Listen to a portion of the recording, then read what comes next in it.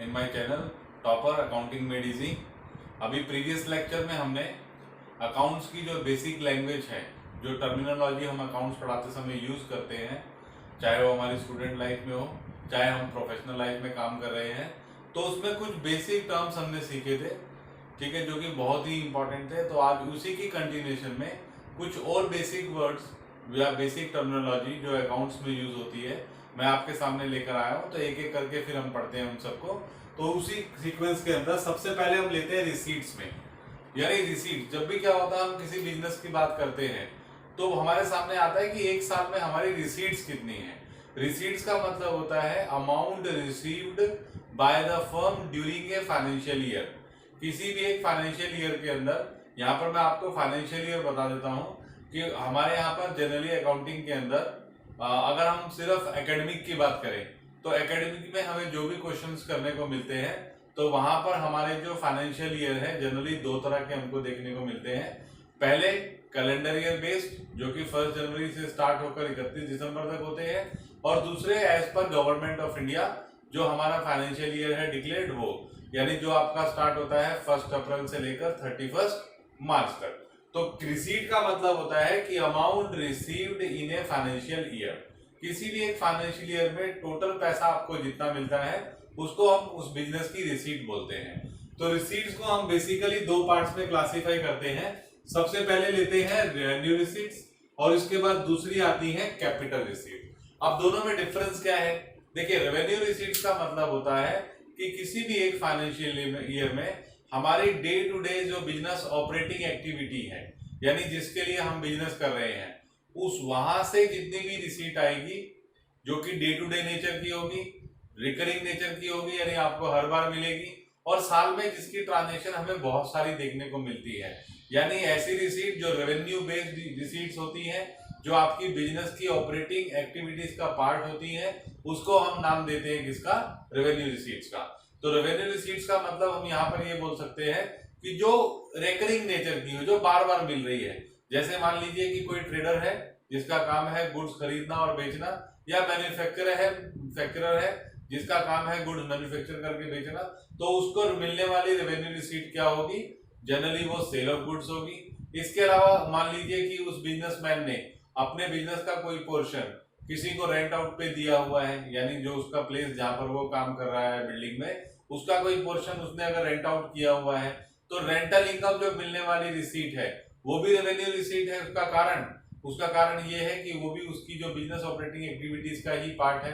और दूसरी बात ये भी है कि उसको साल में 10-12 बार तो रेंट मिलेगा ही मिलेगा अगर वो मंथली रेंट लेता है। तो उस कंडीशन में, क्योंकि इस रिसीट के मिलने से आपकी कोई असेट्स कम नहीं हो रही और ना ही कोई लाइबिलिटीज बढ़ रही है, तो उस कंडीशन में इन रिसीट्स को हम क्या बोलेंगे? Revenue receipts. यानी रेवेन्यू रिसीट्स की दो पहचान है। पहली कि ये जो है डे टू डे एक्टिविटीज से रिलेटेड होती हैं, और दूसरा क्या होता है? नंबर एक, डे टू डे एक्टिविटीज से रिलेटेड, और दूसरा ये रेकरिंग नेचर की होती है, बार बार मिलती हैं। इसके अपोजिट अगर हम बात करते हैं कैपिटल रिसीट्स की, यानी अगर हम एक बार वापस रेवेन्यू रिसीट पे जाता हूं, तो रेवेन्यू रिसीट जो है वो आपकी बाद में इनकम में कन्वर्ट होती है, ठीक है, यानी जो आप प्रॉफिट कमाते हैं उसका पार्ट बनती है। इसके बाद सेकंड हम बात करते हैं किसकी? कैपिटल रिसीट्स की। तो अगर कैपिटल रिसीट्स की बात मैं करूं तो कैपिटल रिसीट्स का मतलब होता है कि मिलने वाली ऐसी रिसीट जो कि हमको मिली तो है लेकिन हमारी इनकम नहीं है। तो जनरली वो क्या होगी? या तो आप क्या करेंगे, बिजनेस में से कोई सेल असेट्स को सेल करेंगे। जैसे मान लीजिए आपकी मशीन पुरानी हो गई, फर्नीचर पुराना हो गया, कोई हमने बिल्डिंग का पार्ट सेल आउट कर दिया, ठीक है, तो उस कंडीशन में वहां से आने वाली रिसीट कैसी रिसीट है? रेकरिंग नहीं है। क्यों? क्योंकि हमारा काम जो है असेट सेल आउट करना नहीं है। असेट्स को हमने परचेज किया था यूज करने के लिए, और बाद में किसी कारण से अगर हमने वो असेट बेच दी तो वहां से आने वाली जो रिसीट है वो नॉन रिकरिंग नेचर की है, और वो उस रिसीट के आने से हमारी असेट्स कम हो जाती हैं। या जनरली हम ऐसा भी बोल सकते हैं कि अगर हमने अपने बिजनेस में किसी तरह का कोई लोन लिया है तो हमारा काम लोन लेना नहीं है, हमारा काम जो है वो क्या करना है? गुड्स को सेल आउट करना है। तो इस कंडीशन में या तो असेट्स को सेल करने से या कोई लाइबिलिटीज टेक ओवर करने से, लोन लेने से जो भी रिसीट आती है जो कि जनरली नॉन रेकरिंग नेचर की होती है, उसको हम क्या बोलते हैं, हमारी कैपिटल रिसीट्स। तो ये डिफरेंस रहा किसमें, रेवेन्यू रिसीट और कैपिटल रिसीट में। नेक्स्ट हम बात करते हैं एक्सपेंडिचर की, यानी पूरे साल में आप जो भी पेमेंट्स करते हैं उन पेमेंट्स को हम क्या बोलते हैं, हमारे एक्सपेंडिचर्स। अब उसमें भी डिफरेंस है, जैसे रिसीट में रेकरिंग और नॉन रेकरिंग का डिफरेंस था, तो वैसे ही जो एक्सपेंडिचर्स है उसमें एक्सपेंडिचर तीन तरह के होते हैं। पहले होते हैं रेवेन्यू एक्सपेंडिचर, दूसरे होते हैं कैपिटल एक्सपेंडिचर और तीसरे होते हैं डेफर्ड रेवेन्यू एक्सपेंडिचर। अगर मैं रेवेन्यू एक्सपेंडिचर की बात करता हूं तो रेवेन्यू एक्सपेंडिचर का मतलब होता है कि जो डे टू डे एक्टिविटीज से रिलेटेड जितने भी एक्सपेंडिचर होते हैं, या यूं कह सकते हैं कि इनकम को जनरेट करने के लिए जो हम बिजनेस कर रहे हैं, उस बिजनेस एक्टिविटी में डे टू डे में होने वाले जितने भी एक्सपेंडिचर है, चाहे वो आपका इलेक्ट्रिसिटी का पेमेंट हो, चाहे एम्प्लॉइज की सैलरी हो, इसके अलावा छोटा मोटा रिपेयर मेंटेनेंस का खर्चा, इसके अलावा स्टाफ को दिया जाने वाला चाय पानी का खर्चा, तो इन सभी एक्सपेंडिचर को, या आजकल के टाइम में तो एक बहुत बड़ा इंपॉर्टेंट एक्सपेंडिचर होता है किसका, टेलीफोन का या नेटवर्क इंटरनेट का खर्चा। तो ये सारे के सारे जो एक्सपेंडिचर है बिजनेस के अंदर, या आप ये भी बोल सकते हैं कि जो आप गुड्स परचेज कर रहे हैं, तो एक साल में आपने जितनी भी गुड्स परचेज की, क्योंकि उन गुड्स को आप सेल आउट करके क्या कमाएंगे, प्रॉफिट कमाएंगे, तो इसीलिए गुड्स को परचेज करने पर किया गया एक्सपेंडिचर भी आपका रेवेन्यू एक्सपेंडिचर काउंट होगा। इसके बाद बात करते हैं कौन सा, कैपिटल एक्सपेंडिचर। तो कैपिटल एक्सपेंडिचर का मतलब कि किया गया ऐसा एक्सपेंडिचर जो भले ही बिजनेस को ऑपरेट करने से रिलेटेड है, लेकिन उसका डे टू डे एक्सपेंडिचर से कोई लिंक नहीं है। इसके अंदर हम क्या लेते हैं कि जैसे फॉर एग्जांपल हमने जैसे रेवेन्यू एक्सपेंडिचर में गुड्स परचेज किए थे, तो वो रेवेन्यू एक्सपेंडिचर है, क्यों, क्योंकि गुड्स को बेचकर आप प्रॉफिट कमाएंगे। लेकिन अगर मान लीजिए कि आपने कोई मशीनरी परचेज की, या फर्नीचर परचेज किया, या लैंड बिल्डिंग, आप कुछ भी परचेज करते हैं, तो जिन एक्सपेंडिचर को करने से आपकी एसेट्स क्रिएट होती हैं, या जो आपने पिछले लास्ट टाइम आपने लोन लिया था, उस लोन को आप पे ऑफ कर रहे हैं, उसको पे बैक कर रहे हैं, तो उस कंडीशन में किया गया ये पेमेंट कैसा पेमेंट होगा, कैपिटल एक्सपेंडिचर। तो दोनों में दो डिफरेंस आपको मैं बताता हूं एक बार फिर से। Revenue expenditure are expenditure which are related to day activities, और इसके बाद revenue expenditure are those expenditure which are of recurring nature. इसके बाद कैपिटल एक्सपेंडिचर की मैं बात करूं तो capital expenditure means expenditure made for the development of the business. Business के अंदर असेट्स क्रिएट करने के लिए जो आपने एक्सपेंडिचर किया, तो that will be your capital expenditure. और इसका नेचर क्या होगा, नॉन रेकरिंग नेचर का होगा। इसके बाद थर्ड आता है डेफर्ड रेवेन्यू एक्सपेंडिचर, जो कि हमने पिछली बार भी अभी जो टर्मिनोलॉजी सीखा था, तो उसमें हमने इस पे थोड़ा डिस्कस किया था कि deferred revenue expenditure means those expenditure which are revenue in nature, but these are so much heavy that it cannot be debited into our profit and loss in the same financial year. So we have to divide these expenditure on the basis of their utilization.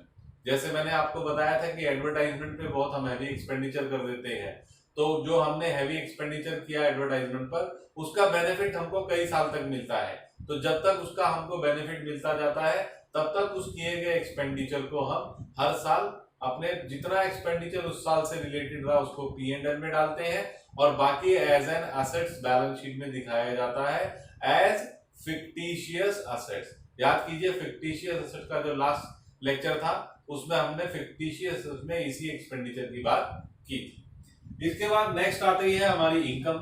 Income का मतलब है revenue for the year. देखिए receipt और income में difference है।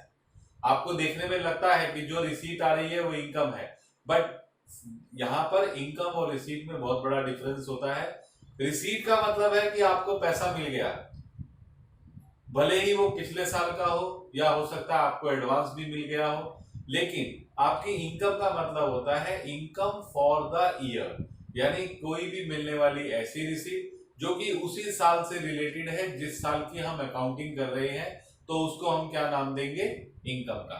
तो जब आपको इस तरह से कोई भी रेवेन्यू रिसीट मिलती है, तो अगर मान लीजिए कि उस रिसीट का रिलेशन अगले साल से है तो उसको हम क्या बोलते हैं, हमारी एडवांस इनकम। और मान लीजिए कि किसी साल में हमने काम किया, अपनी सर्विसेज प्रोवाइड की, लेकिन मान लीजिए कि सर्विसेज प्रोवाइड करने के बाद जितना पैसा हमको मिलना था वो नहीं मिला, तो ऑब्वियसली वो पैसा कब मिलेगा, अगले फाइनेंशियल ईयर में। लेकिन वो इनकम कब की है, वो इनकम तो हमारी करंट फाइनेंशियल ईयर की है, जिस ईयर की हम अकाउंटिंग कर रहे हैं, तो उसको हम क्या बोलेंगे, आउटस्टैंडिंग इनकम। यानी इनकम के दो कंसेप्ट हो गए, एक एडवांस इनकम और एक outstanding income. Advance income means income received in advance, work not done, यानी वो काम जो आपने किया ही नहीं उसके लिए आपको पैसा मिल गया, तो it will become your liability.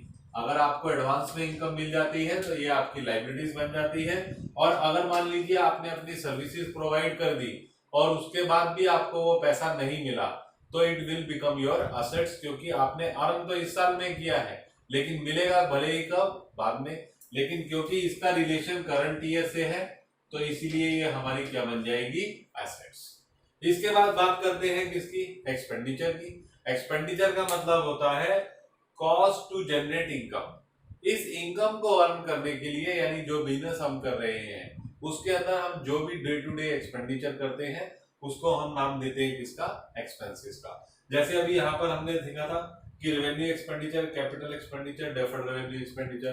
तो इसी तरह से एक साल में अगर आपने जो भी रेवेन्यू एक्सपेंडिचर किए हैं जो इनकम को जनरेट करने के लिए जरूरी थे, तो जरूरी नहीं है कि वो आपके एक्सपेंडिचर हो।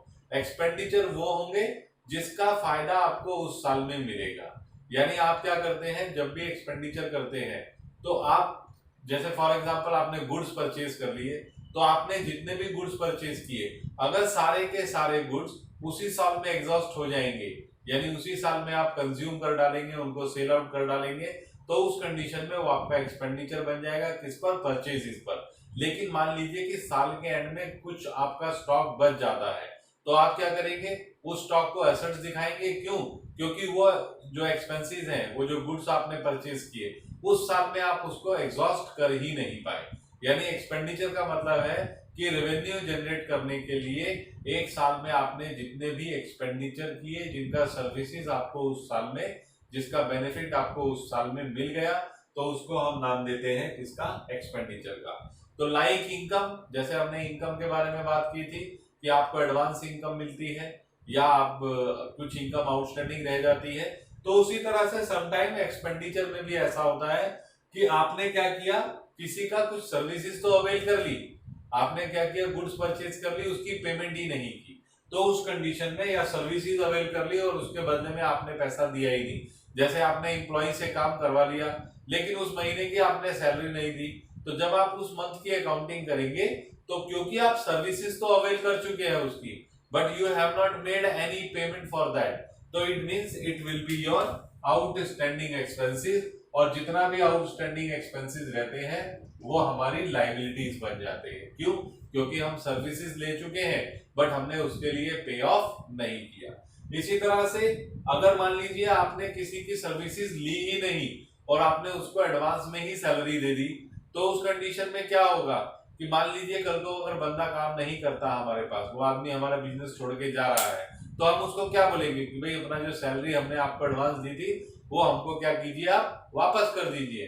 तो इसका मतलब किया गया कोई भी पेमेंट जिसके लिए आपने सर्विसेज अवेल ही नहीं की, तो वो आपका एक्सपेंडिचर नहीं होता, तो किए गए पेमेंट में से उसको माइनस करके उसको असेट्स में कन्वर्ट किया जाता है, जिसका नाम होता है प्रीपेड एक्सपेंसेस। तो प्रीपेड एक्सपेंसेस हमारी एसेट्स होती है। इसके बाद बात करते हैं किसकी, profit and loss. Profit and loss के बारे में तो हम फर्स्ट डे से ही पढ़ते आ रहे हैं कि किसी भी बिजनेस का मेन ऑब्जेक्टिव क्या होता है, प्रॉफिट या लॉस अर्न करना। हालांकि प्रॉफिट एंड लॉस एक कंबाइंड टर्म है, जब भी हम प्रॉफिट एंड लॉस की बात करते हैं तो that is always taken as profit. तो अब ये प्रॉफिट होता क्या है, तो हमारी डे टू डे एक्टिविटीज से मिलने वाली इनकम और डे टू डे एक्टिविटीज पर किए जाने वाले एक्सपेंडिचर, अगर हम इन दोनों को आपस में कंपेयर करते हैं तो then excess of income over expenditure is profit, excess of income over expenditure is profit. On the opposite, excess of expenditures over income is a loss. तो ये क्लियर हुआ आप लोगों को प्रॉफिट एंड लॉस क्या होता है। इसके बाद नेक्स्ट आता है गेन। अब हालांकि प्रॉफिट और गेन दिखने में दोनों एक जैसे ही लगते हैं, बट फिर भी क्या है कि अकाउंटिंग पॉइंट ऑफ व्यू से या एज ए टर्मिनोलॉजी हम इसको यूज करें तो देयर इज सम डिफरेंस। जिस पर्टिकुलर बिजनेस में आप जिसकी आप अकाउंटिंग कर रहे हैं, जिस भी बिजनेस की आप अकाउंटिंग कर रहे हैं, तो उस बिजनेस के अंदर जो डे टू डे एक्टिविटीज से होने वाली इनकम होती है उसको हम क्या बोलते हैं, हमारी इनकम। बट मान लीजिए कि किसी कंडीशन में आपको, आप जो जिस बेसिक बिजनेस को कर रहे हैं उससे हटकर भी आपको बिजनेस एक्टिविटी से अगर कोई इनकम आती है तो उसको हम गेन का नाम बोलते हैं। जैसे फॉर एग्जांपल मैं बात करूं sale of goods, that is income. But मान लीजिए कि आपके पास कुछ प्लांट मशीनरी है या फर्नीचर है, तो उसको आपने क्या किया, पुराना हो जाने के बाद उसको आपने सेल आउट कर दिया। तो सेल आउट करने पर जो भी उसकी बुक वैल्यू रहेगी, अगर मान लीजिए कि उसका जो सेल प्राइस है, बेचने पर आपको जितना भी पैसा मिलता है, अगर मान लीजिए उसकी बुक वैल्यू से ज्यादा है, तो उस कंडीशन में it will be your gain. तो इसका मतलब profit on sale of assets, किसी भी एसेट्स को बेचने पर अगर वो बुक वैल्यू से ज्यादा पर सेल आउट होती है तो उसको हम क्या बोलेंगे, प्रॉफिट जो हो रहा है उसको गेन बोला जाएगा। That is not a normal business related activities gain या प्रॉफिट। इसके बाद बात करते हैं परचेजेस की। तो परचेजेस को तो मैंने अभी आपको बताया कि पूरे के पूरे फाइनेंशियल ईयर के अंदर आप जितनी भी गुड्स परचेज करते हैं जिसको आपने सेल आउट करने के पर्पज से परचेज किया है, तो उस पर किया गया पेमेंट परचेजेस होता है। इस परचेजेस के अंदर हमें 3 डिफरेंट कॉन्सेप्ट देखने को मिलेंगे। Number 1 cash purchase, number 2 credit purchase and number 3 purchase return. जब भी आप कैश परचेज करते हैं तो उस कंडीशन में गुड्स लेने के बदले में आप हाथों हाथ कैश पेमेंट कर देते हैं, तो उसको हम बोलते हैं कैश परचेजेस। इसकी एंट्री कहाँ की जाती है, कैश बुक के अंदर, क्यों, क्योंकि कैश इन्वॉल्व है। इसके बाद दूसरा आता है credit purchase. Credit purchase means कि you have made some purchase but you have not paid the amount to the party on the same time. तो इसका मतलब कि आप जिससे आप उधार परचेज कर रहे हैं, आपके क्रेडिटर्स, जो कि हमने लास्ट लेक्चर में डिस्कस किया था क्रेडिटर के बारे में, तो आप क्रेडिटर से जो भी गुड्स परचेज करते हैं, अगर उसके लिए आपने पेमेंट नहीं किया तो the amount of purchase will be called credit purchase. और इसको कहां डाला जाएगा, इसको आपकी सब्सिडरी बुक्स में डाला जाएगा। आपको याद होगा कि फर्स्ट चैप्टर में जब हमने रिकॉर्डिंग की बात की थी ट्रांजेक्शन की, तो बताया था कि जो एंट्री कैश से रिलेटेड है वो कैश बुक में जाती है, जो आपकी cell purchase, cell return, purchase return, bills receivable, bill payable, इनसे रिलेटेड ट्रांजेक्शंस है वो सब्सिडरी बुक्स में जाती है। और जो ट्रांजेक्शन कहीं नहीं जाती उनको हम जनरल प्रॉपर में डालते हैं। तो यहाँ पर आपको समझ आया परचेज, कैश परचेज और क्रेडिट परचेज। इसके बाद आपने पूरे साल में जो भी गुड्स परचेज किए हैं, अगर मान लीजिए कि गुड्स आपके अप टू जो भी आपका स्पेसिफिकेशन था उसके हिसाब से जो भी आपका सप्लायर है उसने आपको गुड्स सप्लाई नहीं किए, या गुड्स को जो क्वालिटी है वो इंफीरियर था, तो हम उन गुड्स को चाहे तो वापस कर सकते हैं। ऐसा नहीं है कि गुड्स आगे तो हमको रखने ही पड़ेंगे। तो एक फाइनेंशियल ईयर में हम जितने भी गुड्स रिटर्न कर देते हैं that is called purchase return. इसके बाद नेक्स्ट आता है गुड्स। अभी हमने यहाँ पर चाहे सेल की बात करें चाहे परचेज की बात करें तो एक गुड्स वर्ड यूज कर रहे हैं। तो गुड्स का मतलब होता है ट्रेड गुड्स। गुड्स का मतलब होता है ट्रेड गुड्स। ट्रेड गुड्स मतलब कि जिन गुड्स में आप डील कर रहे हैं, ठीक है, तो वो बिजनेस टू बिजनेस अलग अलग होता है। जिसे मान लीजिए कोई जूता चप्पल की सेल करता है तो उसके लिए वो ट्रेड गुड्स है। अगर मान लीजिए कोई ग्रोसरी शॉप की दुकान है उसकी अकाउंटिंग कर रहे हैं आप, तो वहां पर जो जितना भी मटेरियल होगा, चाहे व्हीट, शुगर, राइस, तो ये सब ट्रेड गुड्स है। तो ट्रेड गुड्स का मतलब होता है, गुड्स का मीन्स ट्रेड गुड्स जिसमें बिजनेसमैन डील कर रहा है मेनली, प्राइमरली। इसके बाद नेक्स्ट आता है सेल। सेल का मतलब goods, sale of trade goods, sale of trade goods. जो बिजनेस हम कर रहे हैं उसकी जो गुड्स है ट्रेड गुड्स, जब भी हम उसको सेल आउट करेंगे तो उसको हम सेल्स का नाम देंगे। ये सेल्स भी 3 तरह की होती है, पहली कैश सेल, दूसरी क्रेडिट सेल और तीसरी जो वर्ड इसमें पढ़ने को मिलेगा that will be sales return. तो कैश सेल का मतलब कि जितनी भी आपने सेल की उसके अगेंस्ट में आपको हाथों हाथ कैश मिल गया, तो इट इज कैश सेल। इसके बाद नेक्स्ट आती है क्रेडिट सेल। मतलब आपने अपने कस्टमर को गुड्स सेल किए लेकिन उसके बदले में पैसा नहीं मिला, तो उस कंडीशन में जो भी आप सेल करेंगे ये क्रेडिट सेल होगी।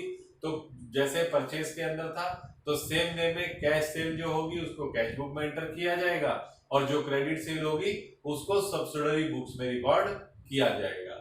सेल्स रिटर्न मतलब जो भी आपने गुड्स सप्लाई किया, अगर सामने वाला कस्टमर सेटिस्फाई नहीं है ऑन क्वालिटी ऑफ गुड्स, उसको लगता है कि जो भी गुड्स आपने उसको बेचे हैं वो इंफीरियर क्वालिटी के हैं या जो उसने स्पेसिफिकेशन आपको दिया था उस स्पेसिफिकेशन से मैच नहीं होते, तो उस कंडीशन में वो चाहे तो आपके गुड्स वापस कर सकता है।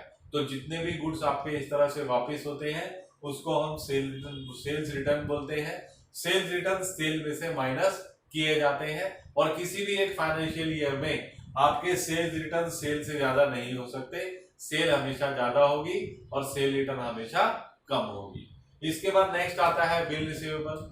जितने भी हमारे डेटर जिनसे हमने पैसा लेना है, अगर उन्होंने हमें पैसा नहीं दिया तो उस कंडीशन में हम चाहें तो उनके नाम पर बिल ड्रॉ कर सकते हैं। तो जब हम उनके नाम पर बिल ड्रॉ करेंगे तो वो उसको साइन करके हमको वापस देंगे। That is like a promissory note कि भाई मैं आपका पैसा 2 या 3 महीने बाद दे दूंगा। तो इसको हम क्या बोलते हैं, बिल्स रिसीवेबल। और ये भी हमारी क्या होती है, ये हमारी करंट असेट्स का पार्ट होती है, क्योंकि इसको हमने डेटर के अगेंस्ट में क्रिएट किया। इसके बाद नेक्स्ट आता है बिल्स पेबल।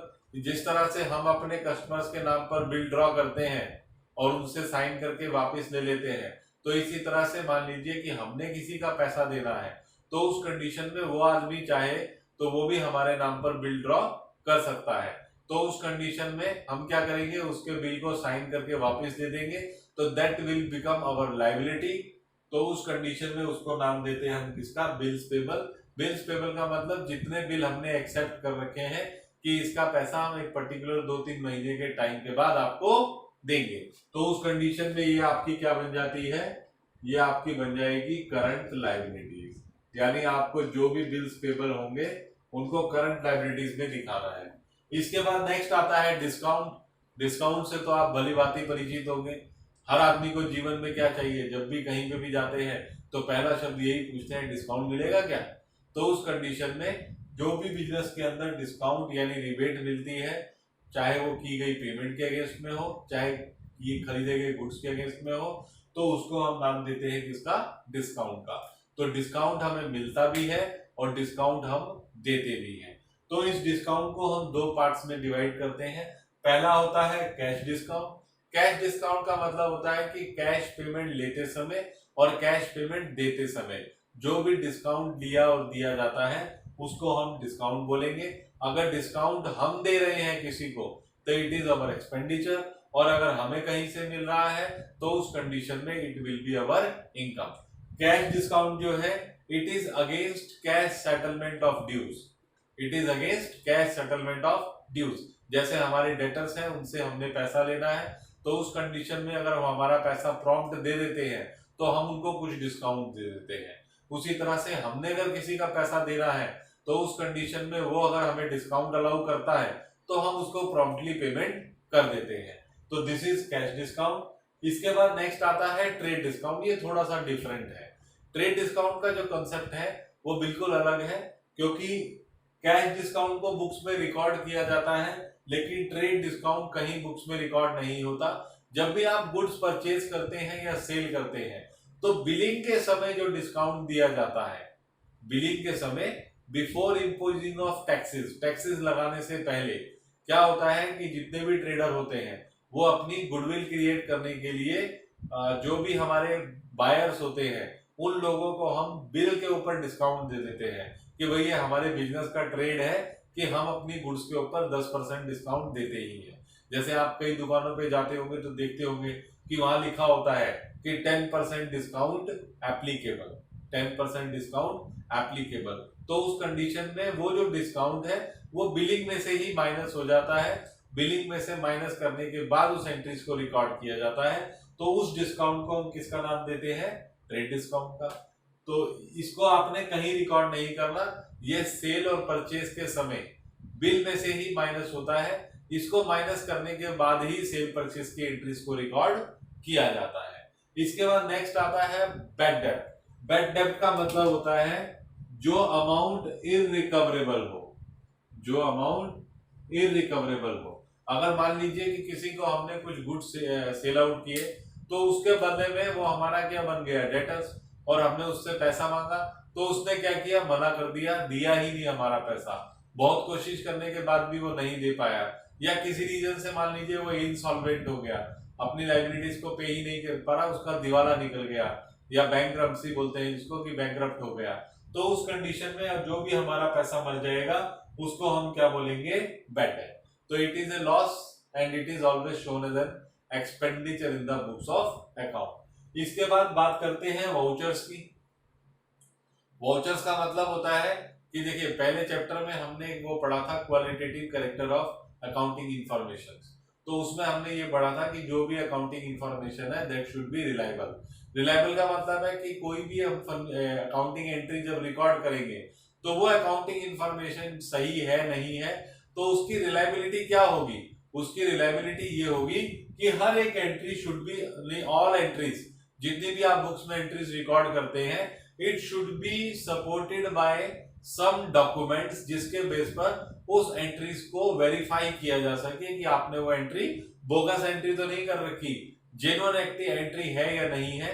तो ऐसे सपोर्टिंग वाउचर्स, ऐसे सपोर्टिंग डॉक्यूमेंट्स जो आपके अकाउंटिंग ट्रांजैक्शंस को वेरीफाई करते हैं, जो आपकी अकाउंटिंग ट्रांजैक्शंस को या जो भी आप एंट्रीज रिकॉर्ड कर रहे हैं उस एंट्रीज के सपोर्ट में आने का काम करते हैं, जिसके बेस पर आप एंट्रीज को वेरीफाई कर सकते हैं कि these are the genuine entries. तो वो सारे सपोर्टिंग डॉक्यूमेंट्स, उसको हम बोलते हैं vouchers. Vouchers means supporting documents. इसके बाद नेक्स्ट आता है डेप्रिसिएशन। डेप्रिसिएशन मींस होता है फॉल इन वैल्यू, यानी जब भी किसी भी रीजन से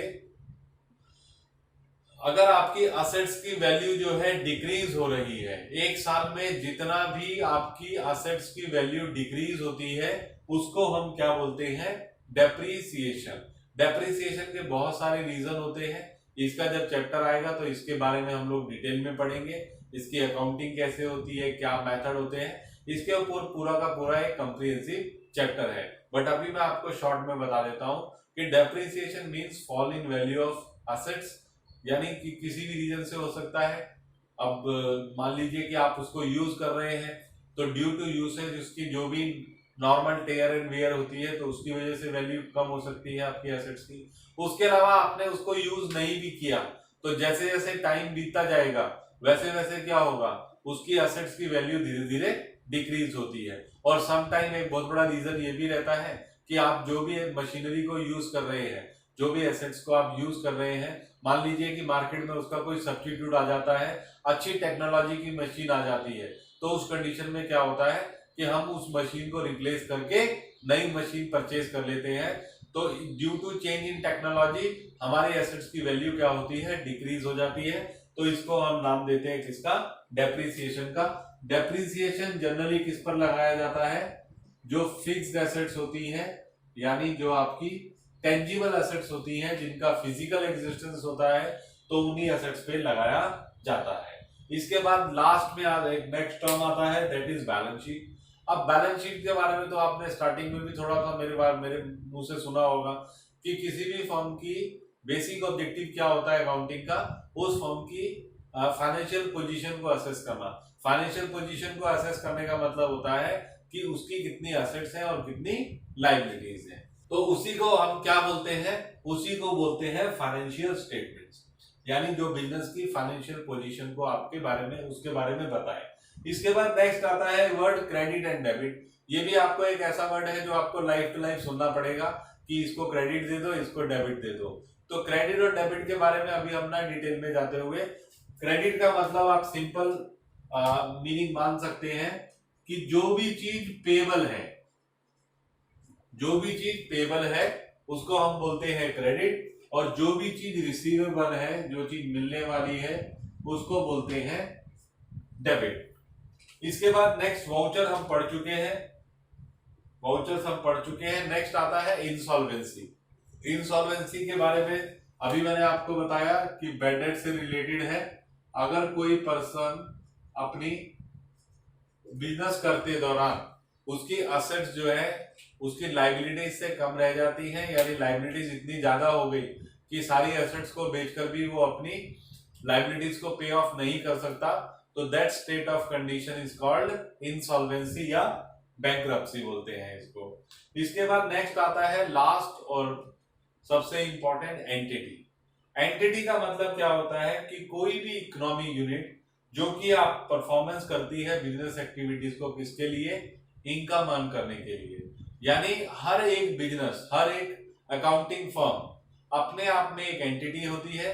क्यों? क्योंकि उसको एस्टेब्लिश ही इसलिए किया गया है ताकि वो बिजनेस एक्टिविटीज करके प्रॉफिट कमा सके, इनकम को जनरेट कर सके। अकाउंटिंग एंटिटी वर्ड इसलिए भी इंपॉर्टेंट है क्योंकि एंटिटी के बेस पर ही हम बिजनेस और बिजनेसमैन दोनों को सेपरेट डिक्लेयर करते हैं। एक बार वापस मैं थोड़ा सा बता देता हूं आपको कि बिजनेस एंटिटी कॉन्सेप्ट बहुत इंपॉर्टेंट कॉन्सेप्ट है और बिजनेस एंटिटी कॉन्सेप्ट के बेस पर ही पूरी अकाउंटिंग टिकी होती है। बिजनेस एंटिटी कॉन्सेप्ट क्या बोलता है कि businessman and business both are both are different. Businessman and business both are same entity.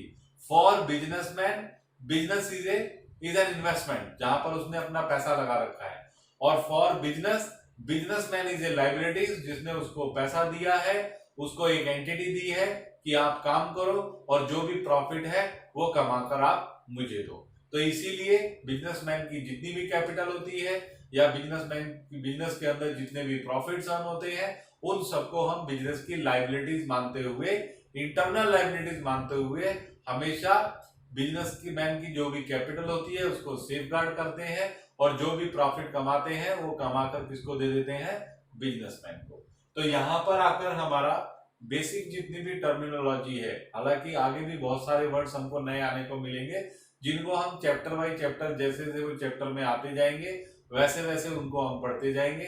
But हाँ, बेसिक जितनी भी टर्मिनोलॉजी थी, जो अकाउंटिंग टर्मिनोलॉजी है, उसको हमने यहाँ पे पढ़ लिया है।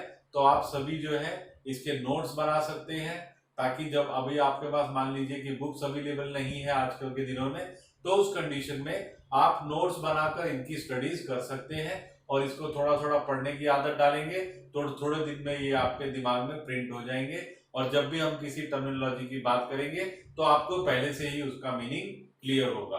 तो उम्मीद है कि ये वाला जो लेक्चर है जिसमें हमने बेसिक टर्मिनोलॉजी पढ़ी, तो ये आपके लिए फ्रूटफुल होगा और आपके आगे की जो भी अकाउंटिंग रहेगी उसमें आपको सपोर्ट करेगा।